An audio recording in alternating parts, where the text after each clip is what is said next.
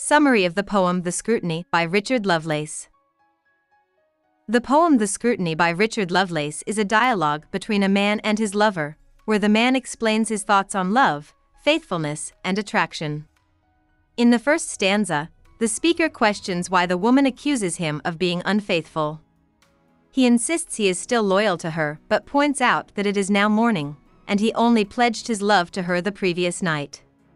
By calling this devotion a fond impossibility, he suggests that deep, everlasting love might seem unrealistic but still holds meaning for him. In the second stanza, the speaker describes his love for her as intense but fleeting, emphasizing that loving her exclusively for 12 hours felt like a long time. He admits that focusing solely on her means he has neglected other women. Despite this, he appreciates her beauty, though he implies that variety in relationships is something he craves.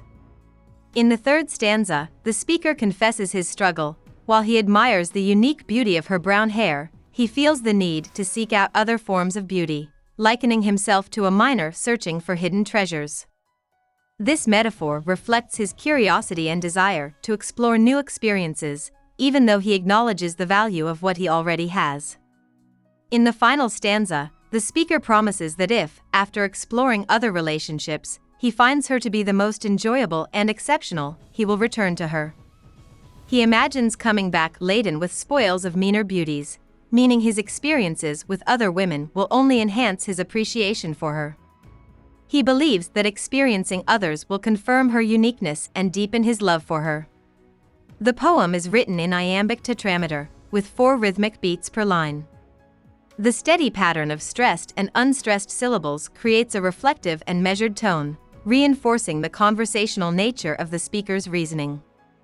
The poem consists of 4 quatrains, 4-line stanzas, each presenting a different aspect of the speaker's argument, giving the poem a logical structure.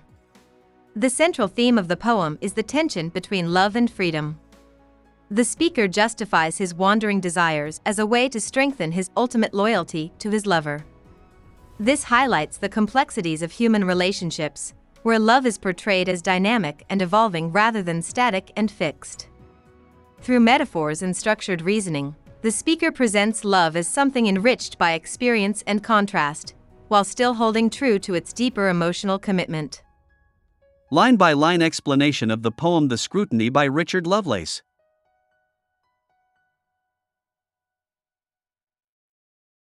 Line 1. Why should you swear I am forsworn? In the first line, the speaker begins by questioning why the lady accuses him of being unfaithful or forsworn. The use of the word swear suggests an oath or promise, which implies that the speaker's integrity is being doubted. This line sets the tone of the poem as the speaker defends his actions and commitment, setting up the premise of the conversation. Line 2. Since thine I vowed to be? Here, the speaker reminds the lady that he has sworn to be hers, reaffirming his loyalty. This is an attempt to show that despite any accusations, he remains committed to her. By using thine, the speaker emphasizes his dedication and vows to stay true, creating a sense of frustration that his sincerity is being questioned. Line 3. Lady, it is already morn. The speaker acknowledges that it is now morning, which shifts the situation from the night before to a new day. The time reference might suggest that the events or promises of the previous night should now be viewed in a fresh light. This line indicates that the speaker wants to move past any doubts or accusations that might have arisen earlier. Line 4. And 'twas last night I swore to thee. The speaker clarifies that it was just the previous night that he pledged his love and loyalty to her, emphasizing the recent nature of his vow. The use of 'twas, an archaic form of it was, adds a sense of urgency and formality to the commitment. This line helps underline that his promise to her was genuine and freshly made. Line 5. That fond impossibility.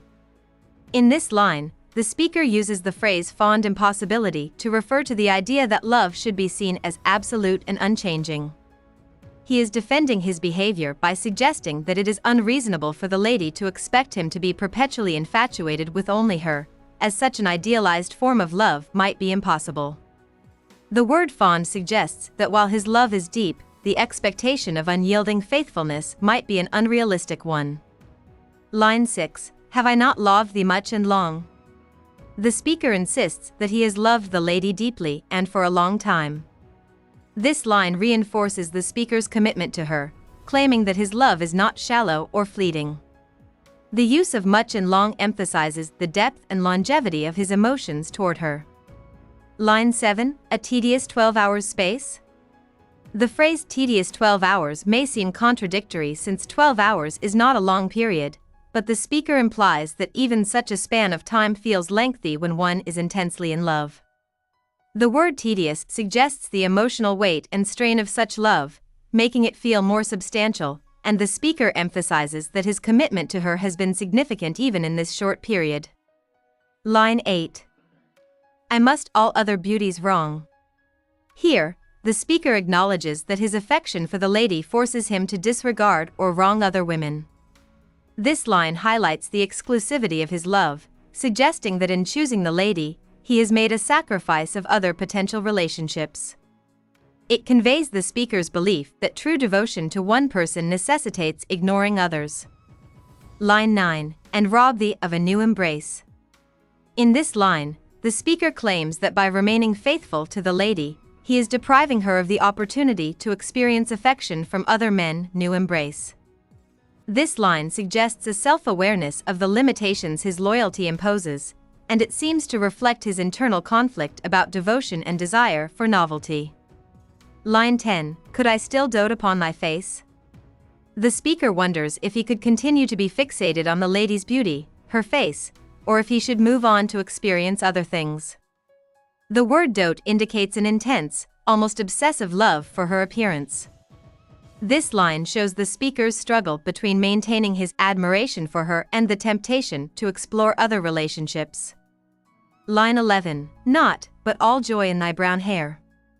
In this line, the speaker acknowledges that other women might also possess beautiful traits, such as the lady's brown hair. The phrase all joy suggests that her beauty is something that brings happiness to others as well.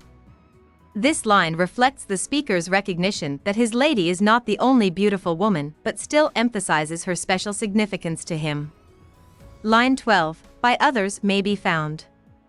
The speaker accepts that the specific joy he finds in the lady's brown hair can be found in others. This realization reinforces the idea that beauty is not exclusive and can be found in many women, but it also sets up the argument for why the speaker desires to explore these other possibilities. The line portrays the speaker's awareness that his feelings for the lady are not based solely on her physical appearance. Line 13. But I must search the blank and fair. Here, the speaker expresses his need to search for new beauty, using the metaphor blank and fair. Blank could suggest untapped or unexplored beauty, and fair refers to beauty itself. The line shows that the speaker feels compelled to explore beyond the lady, searching for new experiences and beauty that might exist in other women. Line 14. Like skillful mineralists that sound. The speaker compares himself to a skilled miner who carefully searches for valuable gems or treasures. The term skillful mineralists, a person who works with minerals, suggests that his quest for new beauty is methodical and deliberate. This comparison implies that his search is not aimless but a measured exploration of love and attraction. Line 15. For treasure in unplowed up ground. The metaphor continues with the idea of searching for treasure in unplowed land, representing unexplored or untapped potential. The phrase unplowed up ground suggests untouched, virgin territory where the speaker hopes to discover new beauty and experiences. The line reinforces the idea that he desires novelty and excitement in his romantic life. Line 16. Then, if when I have loved my round. In this line, the speaker indicates that after he has explored all these new attractions or relationships, loved my round, he will then return to the lady.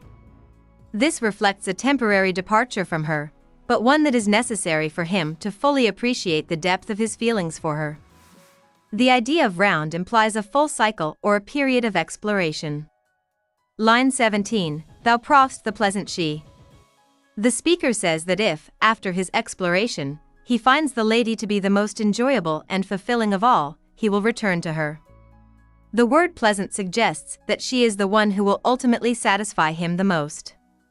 This line reveals the speaker's belief that once he has sampled other beauties, he will recognize the true value of the lady. Line 18, with spoils of meaner beauties crowned. The speaker acknowledges that after his brief relationships with other women, he will return to the lady, bringing with him the spoils or experiences of those lesser beauties. The phrase meaner beauties implies that these other women are inferior to the lady, reinforcing the idea that she is the one he truly desires. Line 19, I laden will return to thee. The speaker vows to return to the lady, laden or filled with the experiences of his journey. This suggests that his exploration of other relationships has enriched him in some way, making him more appreciative of the lady. The word laden implies a weight of emotions, experiences, or realizations he will bring back with him. Line 20, even sated with variety. The speaker concludes that after having experienced a variety of women and relationships, he will be sated or satisfied. This final line reveals that his exploration was a way for him to confirm his love for the lady. Once he has satisfied his desire for variety, he will return to her, fully content and appreciative of her uniqueness. This suggests that his wandering affections are ultimately a way of deepening his commitment to her. About the poet Richard Lovelace was an English poet born in Woolwich, London, in 1617. He was a prominent figure of the Cavalier Poets, a group known for their lyrical style and themes of love, honor, and loyalty. Lovelace's aristocratic upbringing and education at Oxford University shaped his refined poetic sensibilities. His charm and talent earned him admiration at court, where he was celebrated as an ideal Cavalier gentleman. Lovelace's loyalty to King Charles I during the English Civil War led to his imprisonment and financial ruin. While incarcerated, he wrote some of his most famous works, including To Althea, from Prison, which expresses his unyielding spirit and love of freedom. His poetry often combines wit, elegance, and a deep sense of romanticism.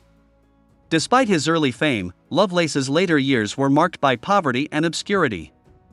He died in 1657, leaving behind a legacy of timeless poetry that reflects the ideals of his era.